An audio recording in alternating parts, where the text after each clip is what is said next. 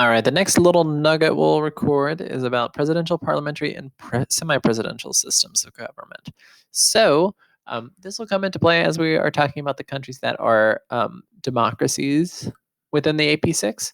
So the United Kingdom, Nigeria, Mexico, but also a few of the countries that are considered authoritarian regimes still have interesting systems of government in which to analyze and talk about. So we're going to start by talking about the presidential system, and then we'll compare it with the parliamentary system, and then we'll sort of talk about the semi-presidential system a little bit, which I think is important to kind of have a little bit of familiarity with both the others before you talk about semi-presidential system. All right, so presidential system.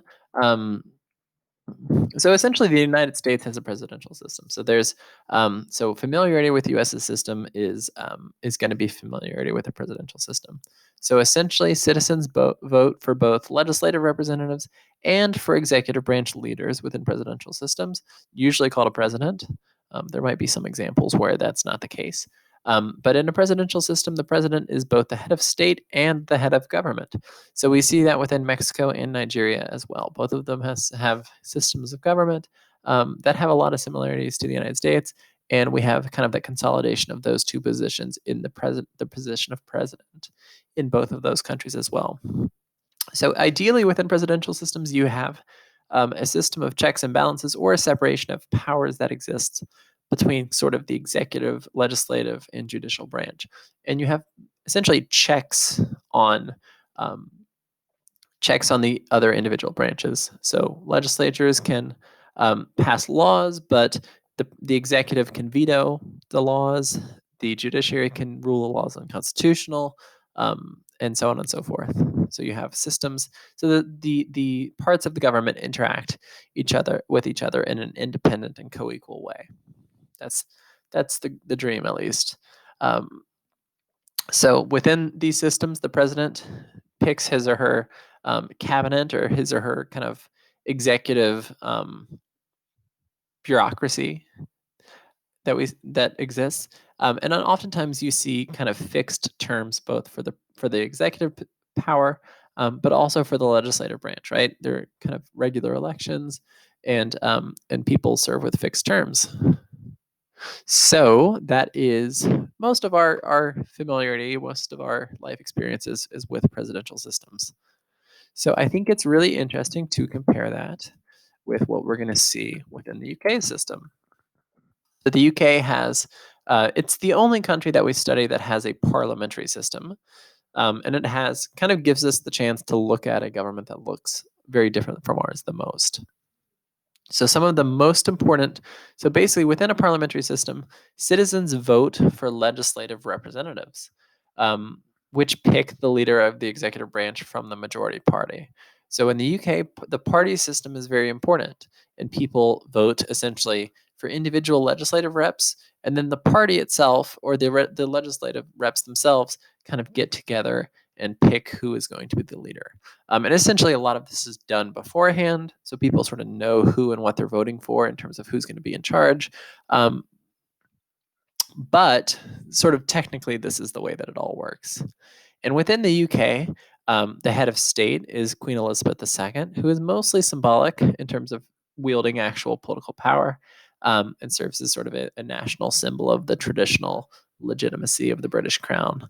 And the day-to-day head honcho is the prime minister, or in some countries, the premier or the chancellor, whoever is in charge of sort of the day-to-day operations of the government. So the most important term as it relates to parliamentary systems is this bolded term, fusion of powers. So I think this really freaks us out a little bit because we are so used to executive branch over here and legislative branch over here as Americans. But what we see within the UK and other parliamentary systems is a fusion of powers where the executive branch and the legislative branch essentially kind of are wielded together by the same people. Kind of both of those sets of powers are wielded by the same group of people. So in the UK, you have the prime minister, and then he or she has their team of their cabinet, right? The leaders of the majority party in parliament. So right now, the Conservative Party is in charge. So Boris Johnson is the prime minister, and then all of kind of the senior or the most important, not senior, probably the most important party leaders essentially fill out the cabinet. And the cabinet is a really important structure within the majority party within parliament, because it oftentimes is kind of a place for the prime minister's closest friends, but also sometimes a place for the prime minister's kind of political enemies, and it's a way to make sure that the political party, kind of within the party, their political enemies within the party. So it's a way to make sure that the party essentially has solidarity moving forward, and kind of represents itself to the people.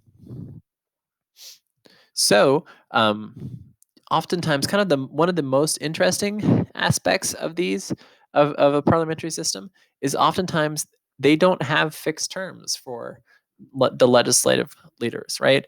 There's interesting ways in which elections are called or not called. Although the UK did change that to where they have to have an election at least every 5 years. Um, so they've had a lot more frequent elections than that recently, and maybe some more to come. So we'll see. All right, and the last one to talk about is a semi-presidential system. So I would say it's kind of weird trying to place some of these countries into these boxes. China and Iran don't fit well in any of the boxes. Um, I would say Iran fits the least well into any of the boxes.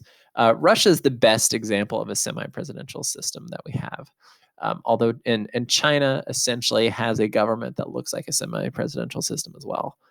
So essentially what that looks like is there is an executive sort of leader, and it has a lot of the characteristics of an executive branch, kind of a presidential system at the executive level, and then sort of underneath the president, there's also a prime minister or premier, who runs sort of the day-to-day workings of the government at the parliamentary or at the legislative level.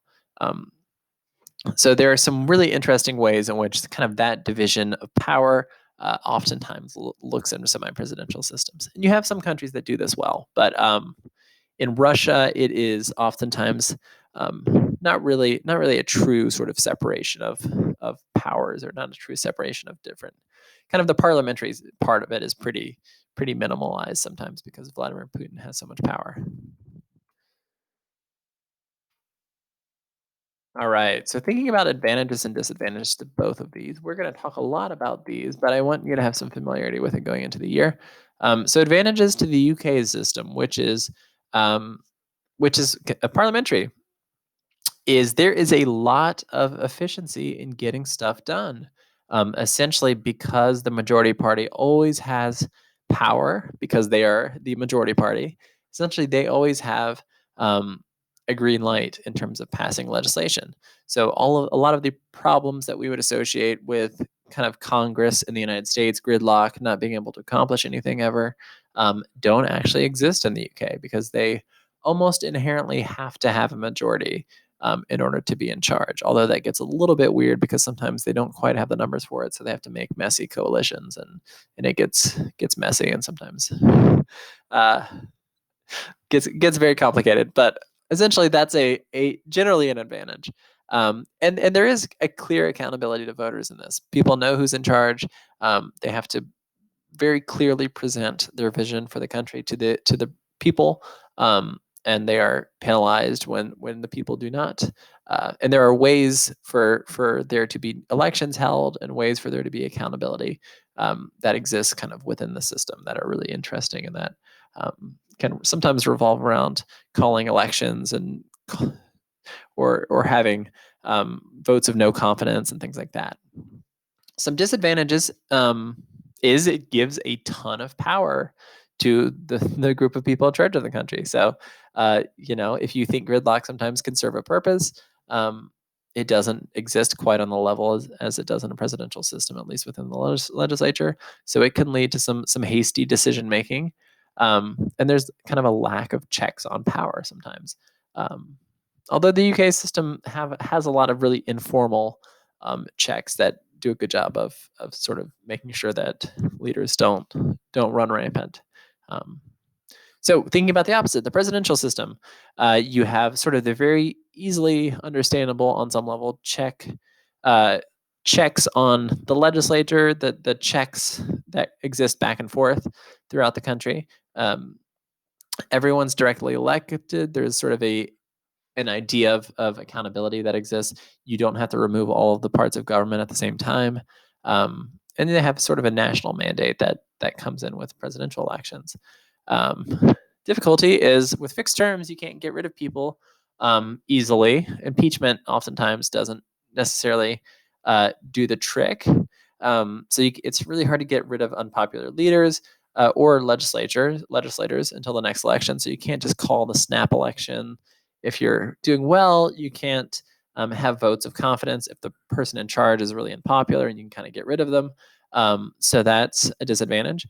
Also, gridlock, which kind of the inability of legislatures to pass laws, or maybe conflicts between the legislative and executive branch, which doesn't quite happen as often as it used to in the American system. And you have kind of a lot of political power invested in the presidential position, who has both the head of state and the head of government powers themselves. And the last one to talk about are the semi-presidential system. So this it's kind of hard to actually think about how a semi-presidential system should work, because all I can kind of think about is Russia and how it actually does work in this in this way. So in Russia, oftentimes what happens is the prime minister is sort of a meat shield for the president, who can blame everything that's unpopular on the prime minister, who just sort of sits there and takes it. And I don't know. I guess that's an advantage if we're sort of thinking about it that way. And let's see. So disadvantages: confusion about accountability. I would say that's real, and it's a weird, inefficient process oftentimes, and it's very confusing. So I would say a lot of disadvantages within that.